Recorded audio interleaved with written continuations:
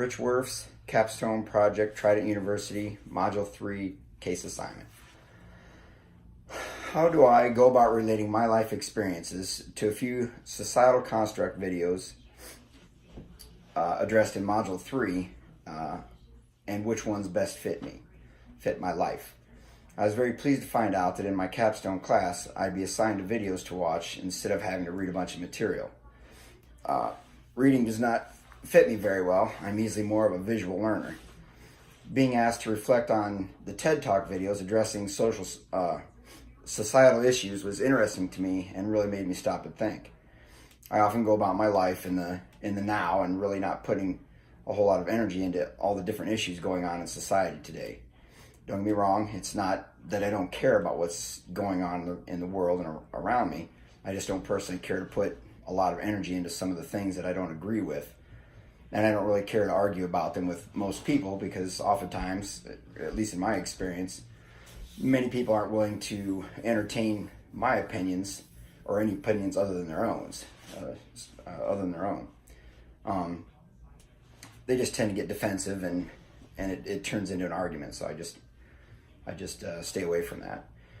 The societal constructs that I feel strongly about at this point in my life and have chosen to address from the options that we had are humor and leading a good life.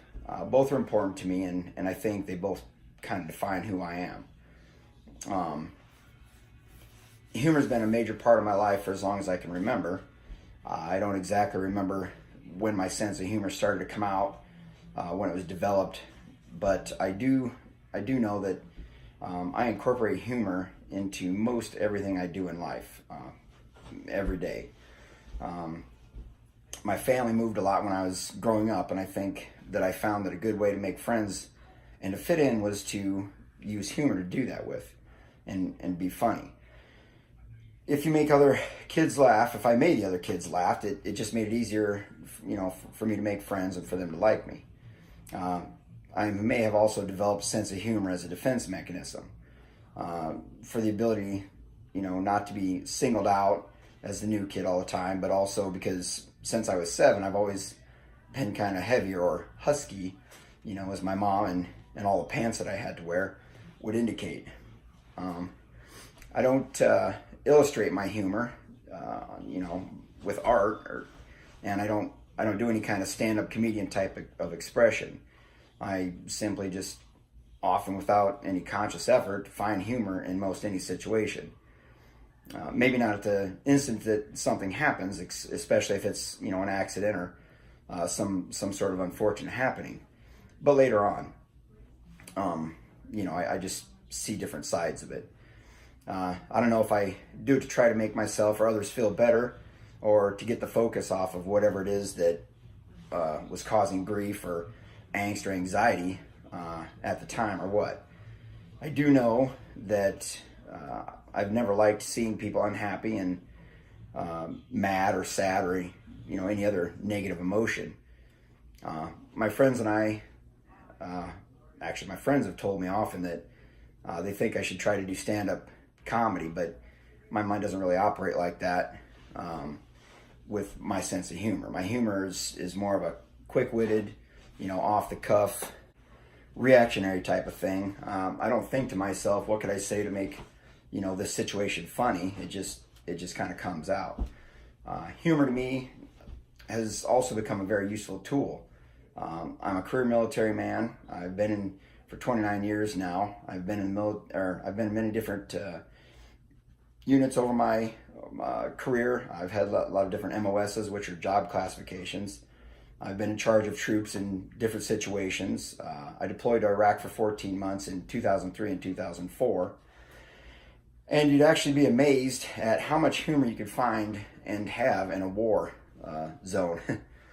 It's necessary in my opinion, and especially in those types of conditions. It's horrible conditions, and you try to make the best of it and make light of whatever you can, just to get through all the things that you have to endure as a soldier deployed to places like that. Or they're never pleasant places.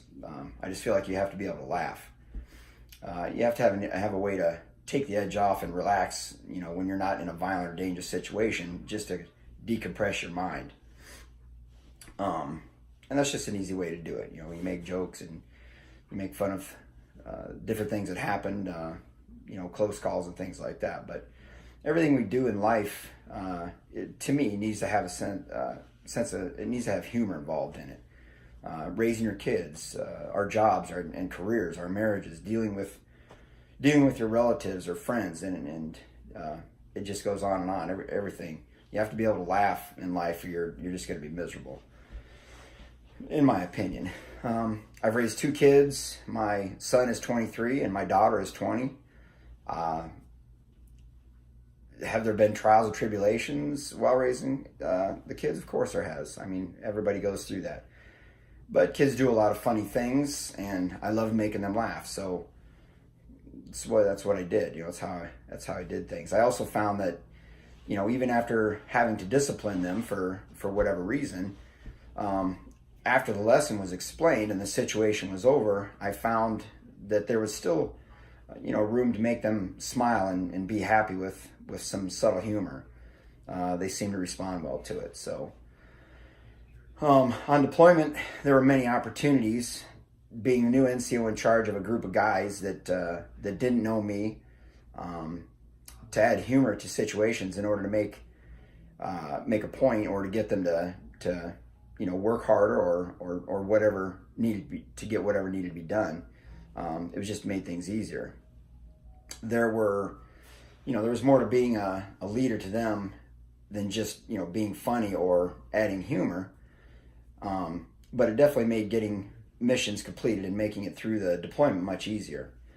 In the beginning, it always has afforded me the ability to break down walls and barriers that a person might have built up or preconceived notions, in order to get to know them. When and if you take the time to show emotions, you care about them and what's going on in their life, then everything is easier, and humor softens that blow, I think. In the military, is probably in any aspect of life, taking time out and taking effort to get to know people helps, and humor is a great tool for that.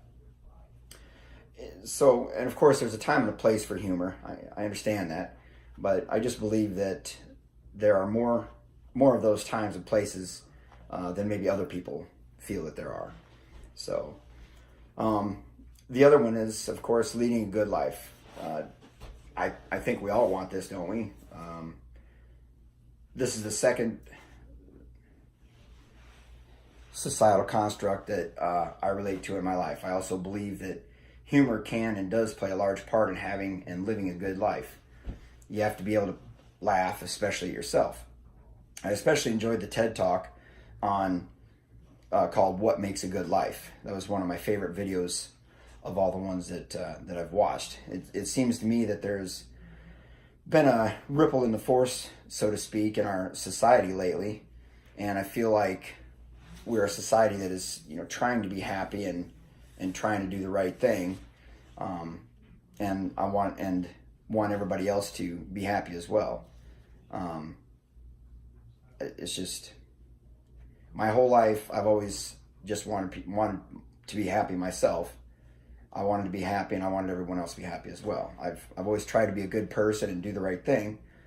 I treat people with respect, or I try to, unless they give me a reason not to. And even then, and I can't help this, I don't know if this is a downfall or not, but I treat them well anyway in the end. So, but that's just how I am.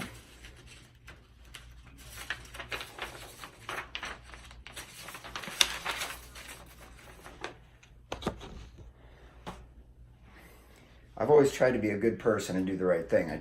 I treat people with respect unless they give me a reason not to. And even then, I can't help myself. I end up treating them well anyway. I especially enjoyed the TED Talk on what makes a good life. It seems to me that there's been a ripple in the force, so to speak, in our society lately. I feel like we're a society that's trying to be happy and to let others do the same. My whole life, I've always just wanted to be happy.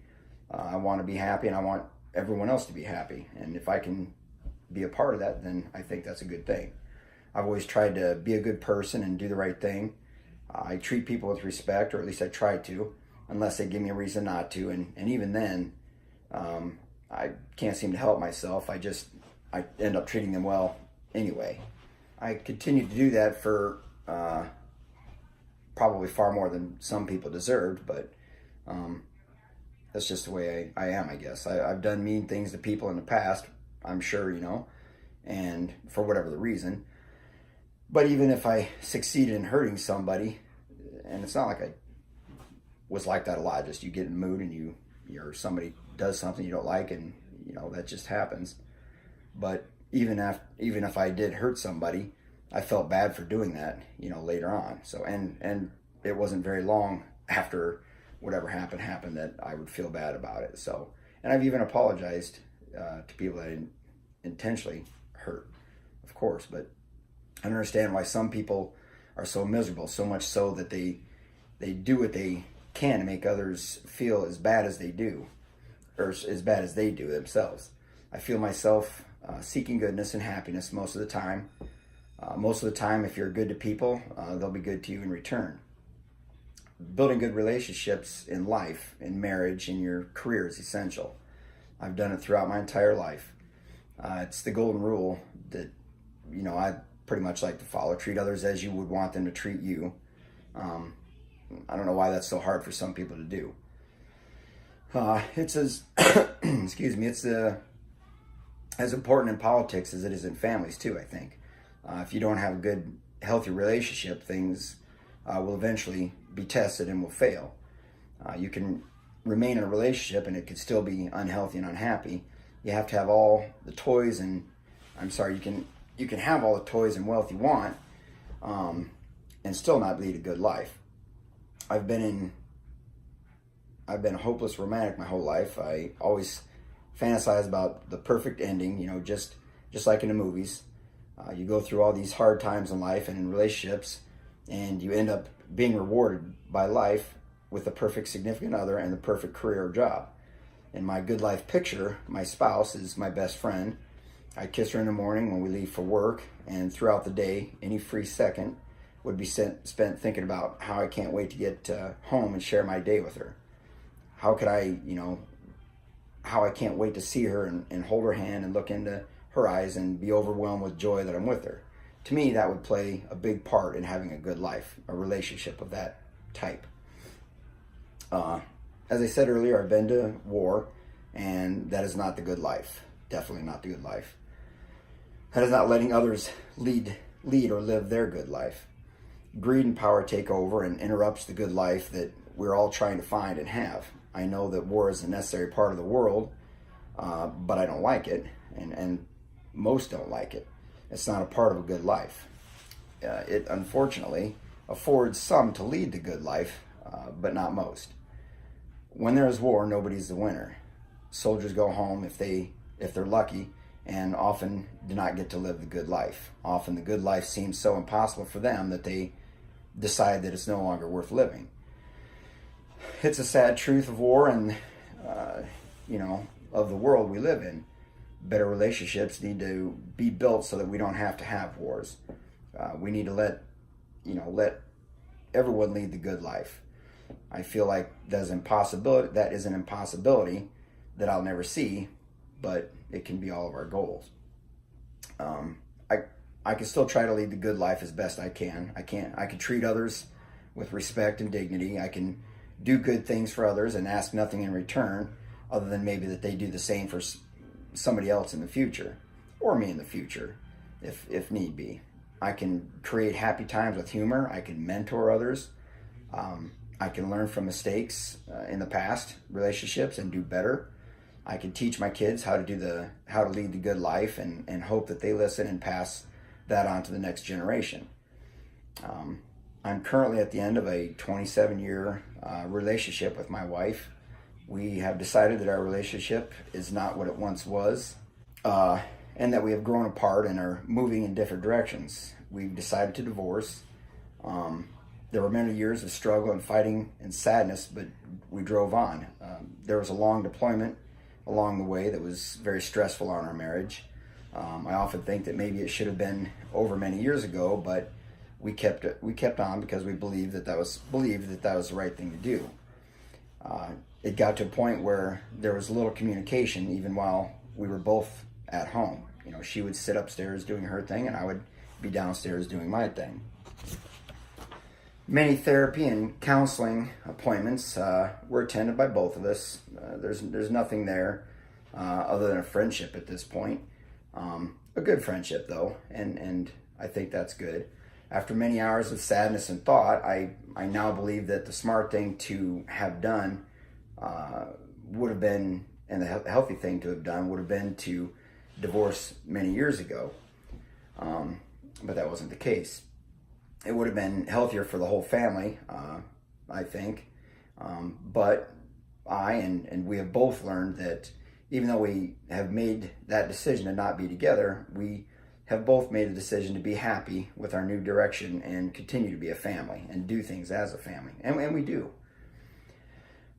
Things in life, they happen, and you could dwell on them and choose to be miserable, or you can do your grieving.